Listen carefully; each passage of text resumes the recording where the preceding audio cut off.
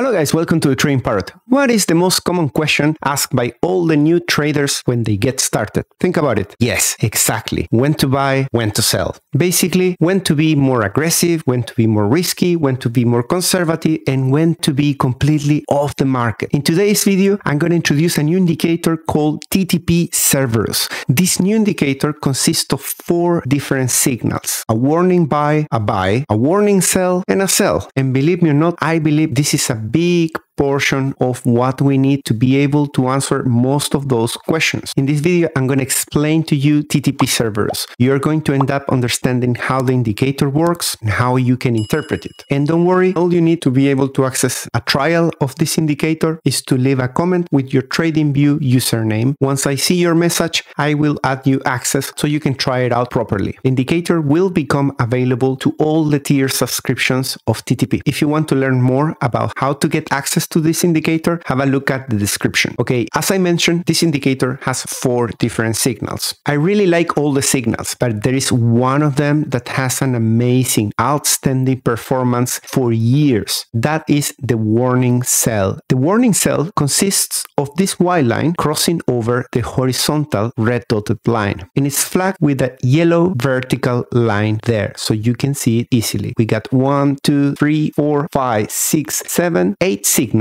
in a period of almost 1,000 days. So that's over 2 years. Because it's my favorite signal, let's have a look at the performance. We're going to look at how much the market dumps every time you get a warning sell. And we're also going to highlight what was the drawdown, how much the price kept going higher before dumping. The first warning sell triggers exactly there in January 2020. The signal triggers exactly at 9.1K and it's got a drawdown of around 12%. Right before dumping around 58% to the downside. That's already impressive. Taking a short there will be great. Taking profits right there will have also been great. And let's remember, at this point, we were approaching to the Bitcoin halving. So many people were very bullish. There was a contradiction. People were bullish and at the same time, COVID was around the corner. It was a pretty tough one to decide what to do. And it became a really obvious one when it started dumping very quick. But with this signal, when it was still going up,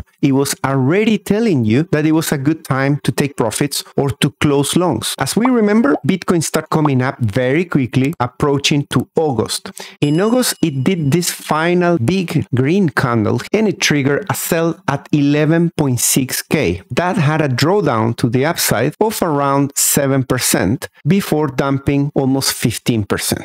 That was the last sellout before a big move to the upside. And here is the only signal that I really don't like in the whole period of over 2 years. This was a warning sell trigger at 18.3 that almost didn't move to the downside. Only 4% to the downside right before doing a massive move to the upside. So this was probably a good opportunity to take partial profits. We were in the middle of the bull market and you could interpret that signal just as a take some parts of it and put them somewhere safe. We are in the middle of the bull run. This might be a good time to do so.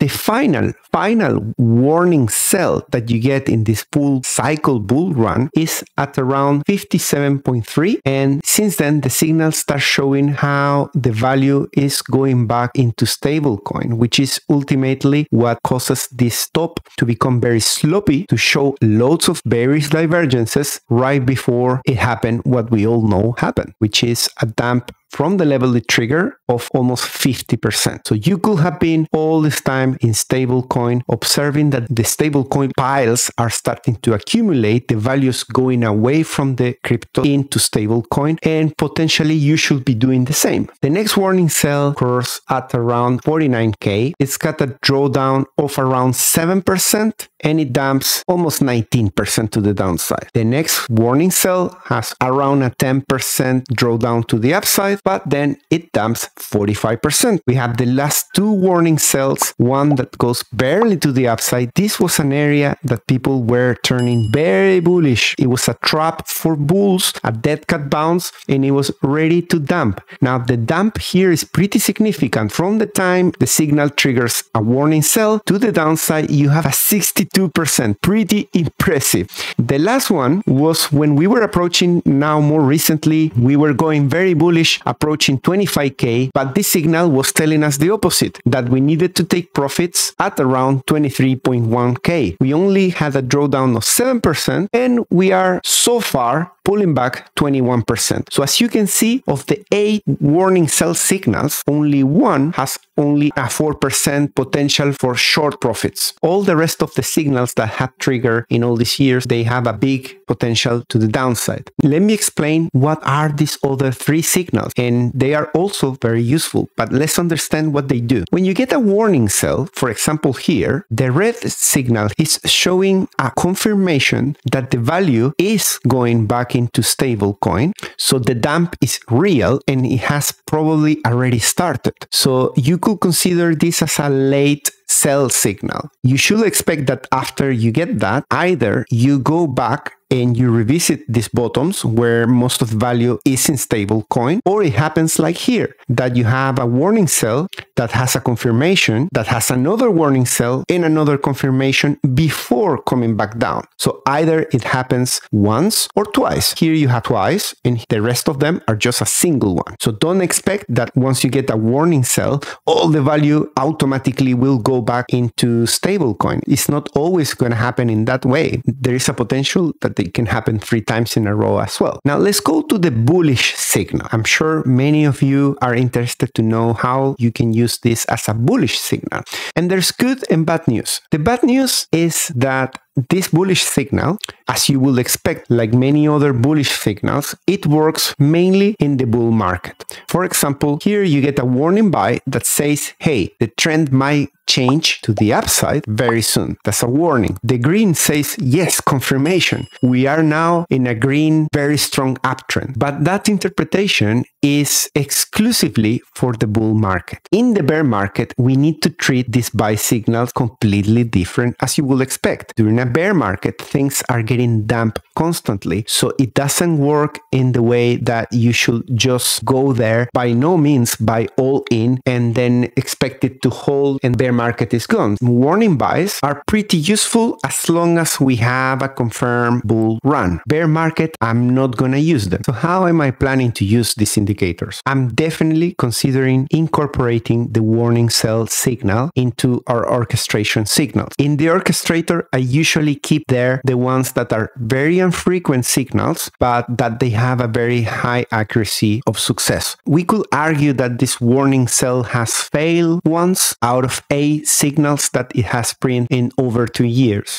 but that's still almost a 90% accuracy. If you understand the drawdown that can affect the signal and you're using it to short with leverage and you're able to tolerate the drawdown, which sometimes get to almost 10%, then you can take some shorts that they can have a downside of 50%, 45%, like we saw in the examples. And if that works with short positions with leverage, of course they can help a lot riding these waves with DCA bots. Let's have a look at the parameters of this indicator. As you can see, it's a very simple indicator. Cerberus contains only 3 parameters so far. I might consider adding more depending on what we need. It only has a threshold for the top and a threshold for the bottom, and you can cherry pick which symbol you want to use as a means of the total market cap. Internally, the indicator is using USDC, USDT, and DAI as the stable coins. So I'm calculating the total market cap of those 3 versus total. But feel free to use total, total 2, or total 3. They work slightly different and they can give different signals. So it's a good idea to explore them as well. In terms of alerts, you're going to get a buy warning, a sell, and a sell warning, which exactly corresponds to each of the signals. If you are planning to use any of them, just make sure that you get the once per bar close if you want to wait until the weekly candle is